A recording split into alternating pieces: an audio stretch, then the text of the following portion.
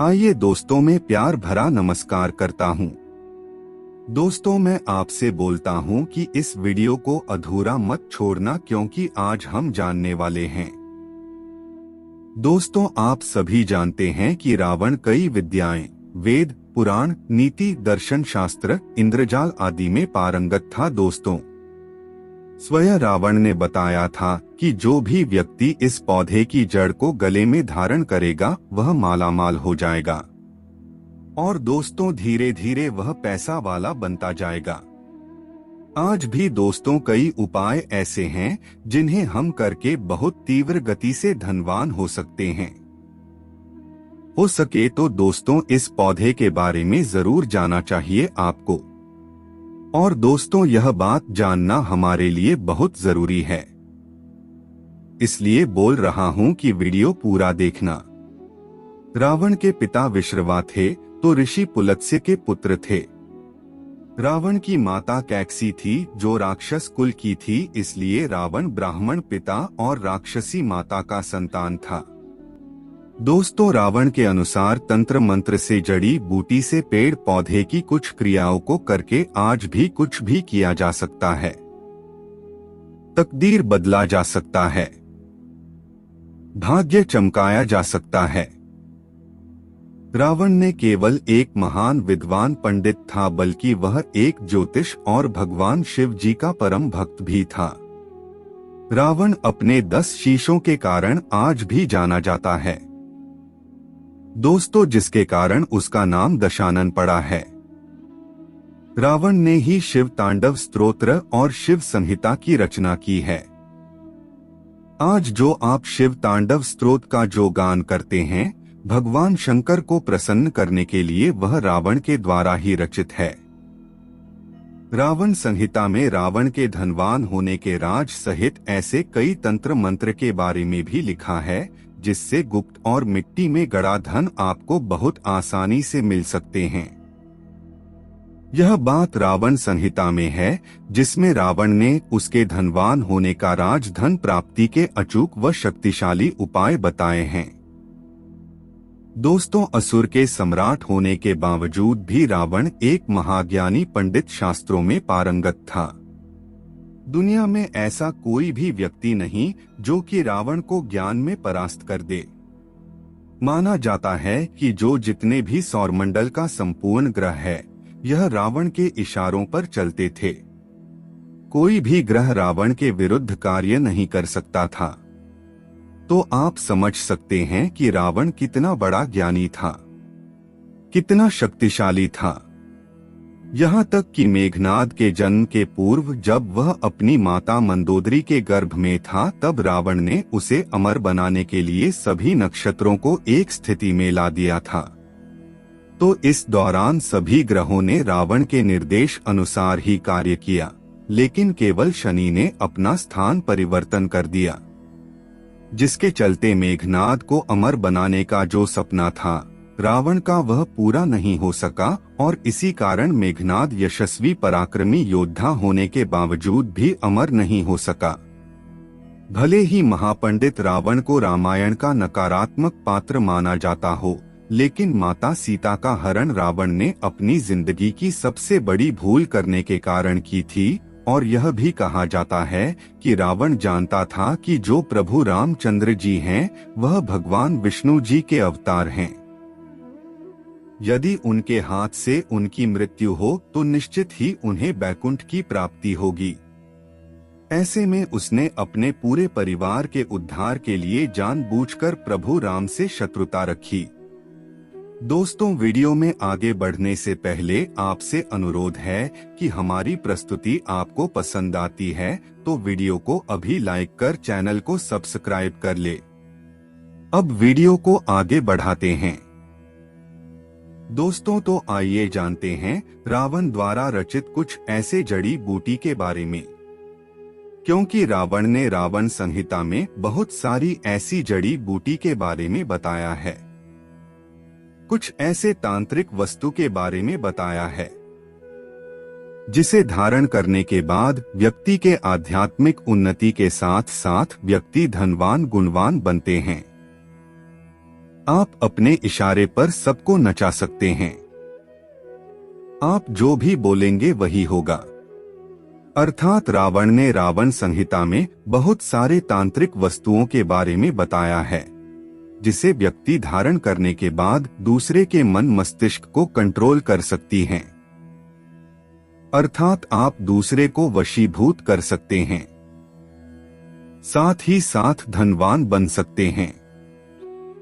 यह जो जड़ है, इसे धारण करने के बाद व्यक्ति के जीवन में ऐसा धन संपदा आना शुरू हो जाती है जिसकी आप कल्पना भी नहीं कर सकते। सबसे पहले तो इस वीडियो में आपको कुछ साधारण उपाय बताऊंगा, फिर मैं आप लोगों को पहने जाने वाली जड़ के बारे में बताऊंगा। अगर आप हर काम में लाभ पाना चाहते हैं तो रावण संहिता के अनुसार किसी भी काम में सफलता न मिले तो दूर्वा घास का आप उपाय कर सकते हैं। सफेद दूर्वा आपको लेना है और उसमें कपिला गाय यानी कि सफेद गाय के दूध के साथ आपको उसे पीस लेना है। इसके बाद इसका तिलक आपको लगाना है। कहीं भी आपको जाना है तो देखना आपको उस कार्य में सफलता बिल्कुल ही मिलती है। यह वशीकरण का काम करता है। दोस्तों, अगर आपको व्यापार में नुकसान ही नुकसान हो रही है या फिर आपको धन धान्य की कमी हो तो कुबेर मंत्र का जाप जरूर करना चाहिए।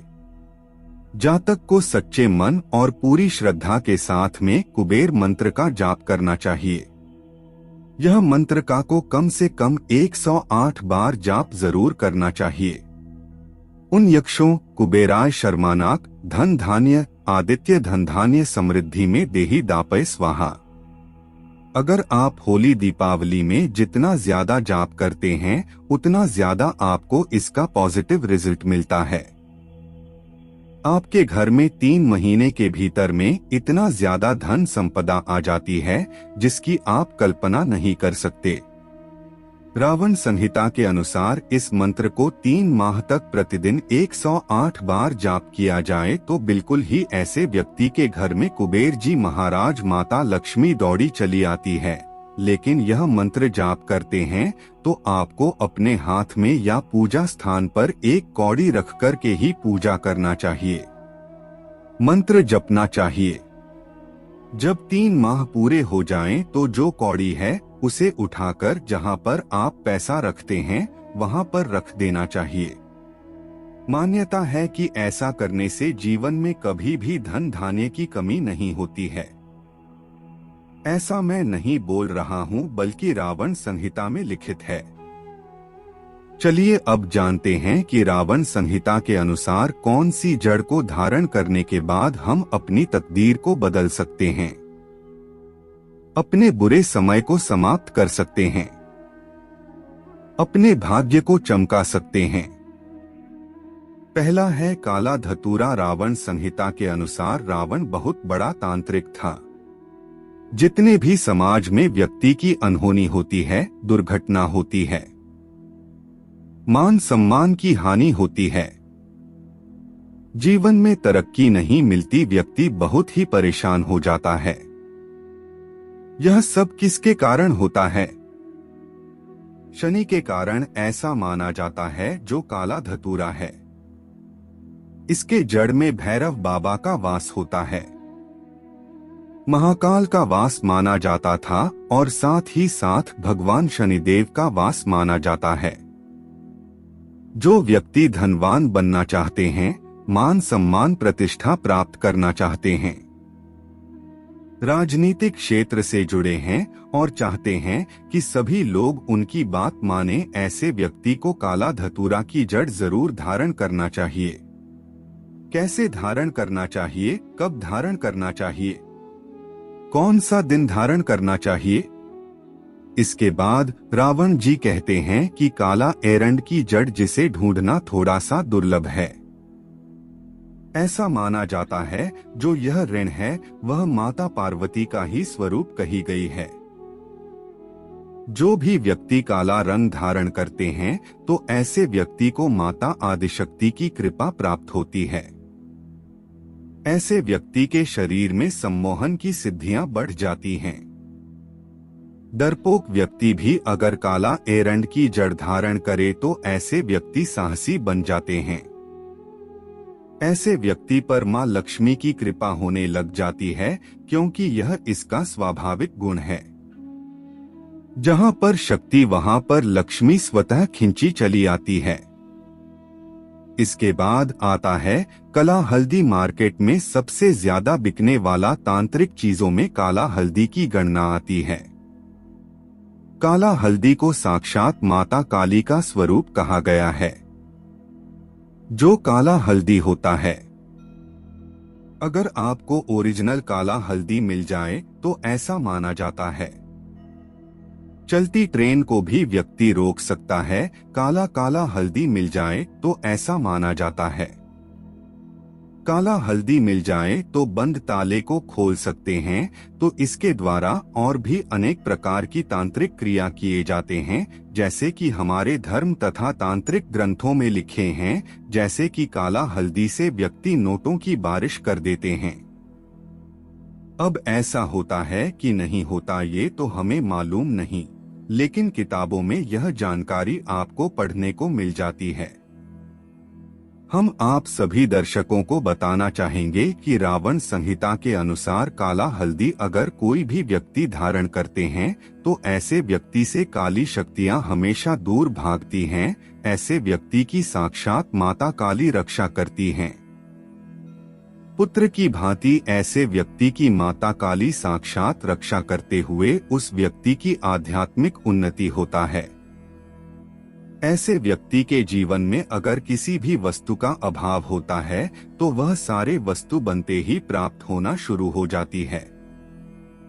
यदि ग्रह नक्षत्र की बाधा से आप पीड़ित हैं, कोई भी ग्रह आपको बहुत परेशान करते हैं, तो काला हल्दी की जड़ आप जरूर धारण करें। इसके बाद आता है काला कपास। जो काला कपास है आपको बहुत आसानी से मिल जाती है। ऐसा माना जाता है काला कपास के पेड़ के नीचे से अगर आसमान को देखा जाए तो देवी देवता के विमान नजर आते हैं।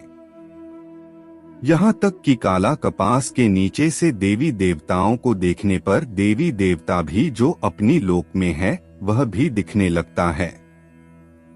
ऐसा हमारे कई तांत्रिक किताबों में देखने को मिलता है, लेकिन इसे रवि पुष्य नक्षत्र में ही देखना होता है।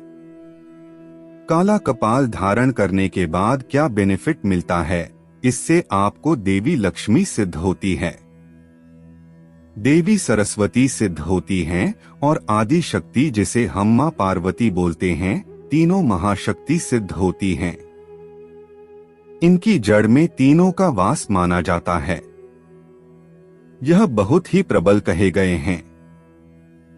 तो चलिए जानते हैं कि इन जड़ों को किस प्रकार धारण करना होता है।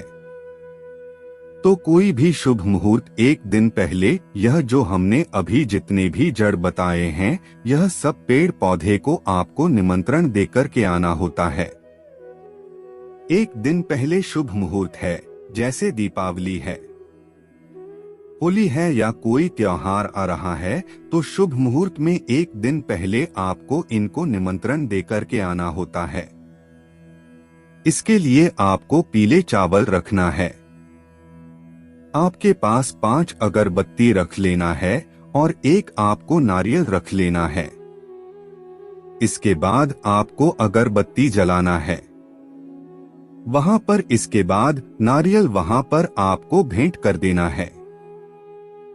जो भी पेड़ पौधे की जड़ लाना चाहते हैं, जैसे कि आप काली धतूरे की जड़ लाना चाहते हैं, तो वहां पर नारियल आपको भेंट करना है। अक्षत आपको चढ़ा देना है और आपको प्रार्थना करना है कि हे वृक्ष शिराओं में आपकी जड़ का प्रयोग करने जा रहा हूं। इस कार्य के लिए कार्य में बोल देना है।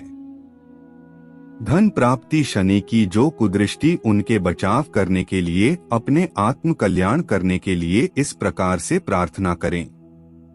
इसके बाद आप उन्हें बोलना कि कल मैं प्रातः काल सूर्योदय से पहले आपको ले जाने आऊंगा। कृपया आप मुझे अनुमति दे। इस प्रकार से प्रार्थना कर लेना है और आपको फिर सुबह प्रातः काल स्नान करके जाना है और इसे आपको खनन करके ले आना है। लेकिन ध्यान रहे, आपको कुदाली या फिर लोहे की वस्तु है उससे आपको खनन नहीं करना है। लाने के बाद आपको इसे सर्वप्रथम गंगाजल से दूध से स्नान करा देना है। कुमकुम, रोली, अक्षत जैसे देवी देवता को पूजा करते हैं उसी प्रकार से इसकी पूजा करनी है। उसके बाद इसे चांदी के ताबीज में डालकर पहनना है। मैं चांदी की ताबीज क्यों बोल रहा हूँ, क्योंकि चांदी के ताबीज जो होता है वह शीतल होता है। यह आपको नकारात्मक प्रभाव से बचाता है, तो आपको चांदी के ताबीज में इसे डालना है और पहनना है। चलिए आज की प्रस्तुति को समाप्त करते हैं और जल्द ही नई प्रस्तुति लेकर आएंगे। तब तक आप कमेंट बॉक्स में बताइए प्रस्तुति कैसी लगी। कमेंट में जय बजरंगबली अवश्य लिखें। धन्यवाद दोस्तों।